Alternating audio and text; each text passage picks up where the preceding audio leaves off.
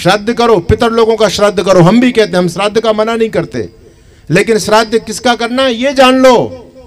श्राद्ध मरे हुए लोगों का नहीं होता, जिंदे लोगों का होता है। और जिंदे लोगों का श्राद्ध करोगे तो वो श्राद्ध करवाने वाले भी खुश होंगे और आप भी खुश होंगे।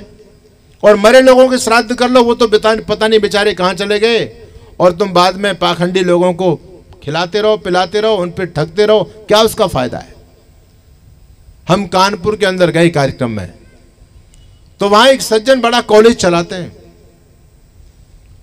कहते जी हम पहले पौराणिक थे महाराज जी, लेकिन हम आर्य समाज के सत्संग में गए, विद्वानों को सुना तो हम आर्य बन गए। और आर्य बने तो हमको पता चला कि ये जो श्राद्ध होता है मरने के बाद, ये तो गलत है। लेकिन हम तो अब तक यही करते चले आ रहे थे, मरने पर श्राद्ध करते थे। लेकिन पहली बार हमको पता चला और ये बात हमारे दिमाग में बैठ गई कि भाई ये बात सही है। तो दोनों बहन भाई कानपुर में किराए का कमरा लेकर के रहते थे, पढ़ते थे।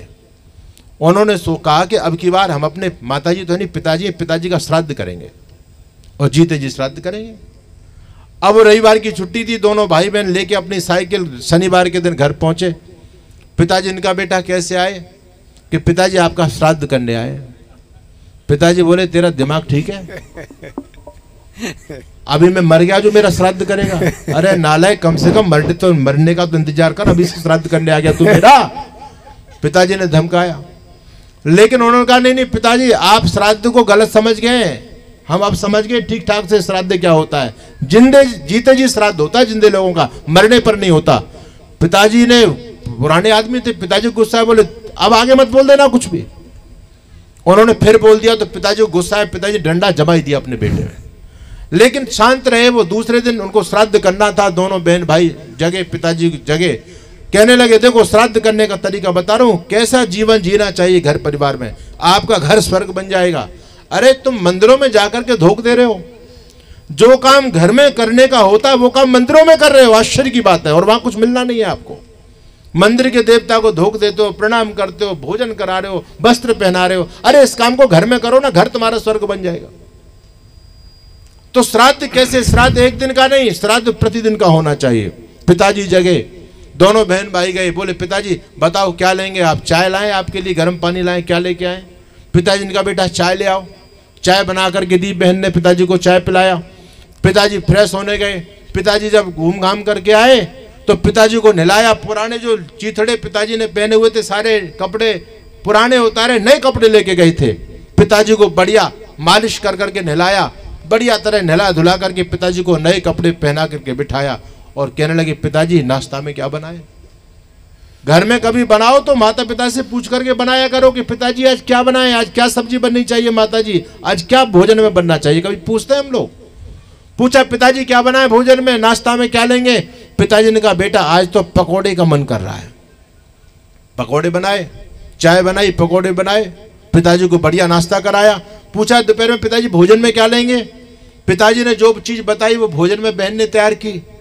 शाम को फिर पिताजी के अनुसार भोजन बनाया, क्योंकि दूसरे दिन उनको जाना था स्कूल कॉलेज में। तो पिताजी को भोजन करा करके शाम को और प्रणाम करके और 101 रुपये पिताजी के चरणों में रख करके जब वो दोनों बहन भाई चलने लगे तो पिताजी बोले रामनिवास रुको।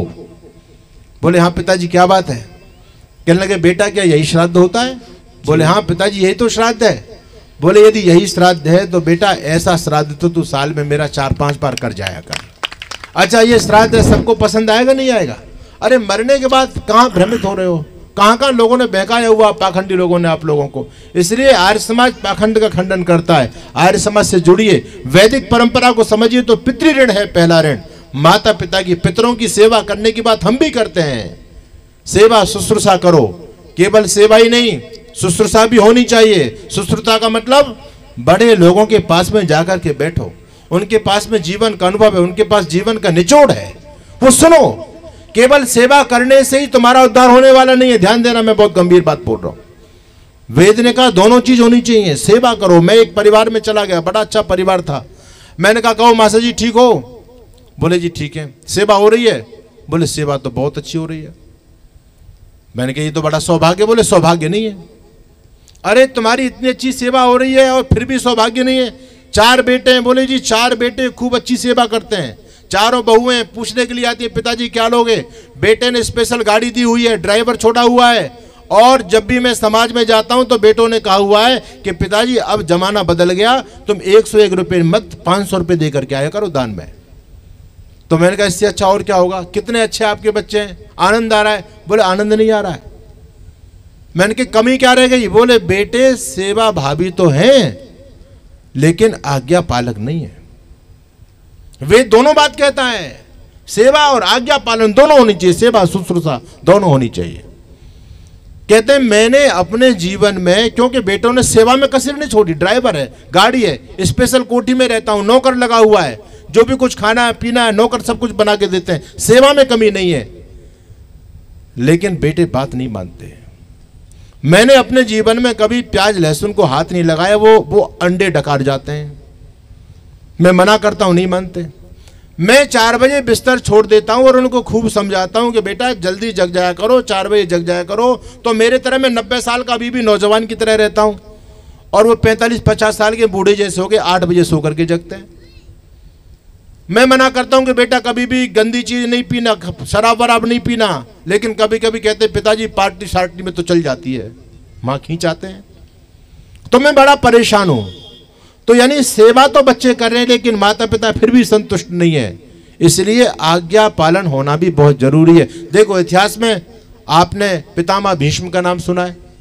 पितामह भीष्म अपने पिताजी की क्या की? सेवा या आज्ञा का पालन? आज्ञा का पालन किया। पितामह भीष्म ने अपने पिता की आज्ञा का पालन किया, लेकिन पितामह भीष्म इतिहास में पितृभक्ति के रूप में प्रसिद्ध नहीं हो पाए। अच्छा, कोई ये चाहता है कि हे भगवान मुझे पितामह भीष्म जैसा बेटा देना, कोई प्रार्थना करता है क्या भगवान से? नहीं करता।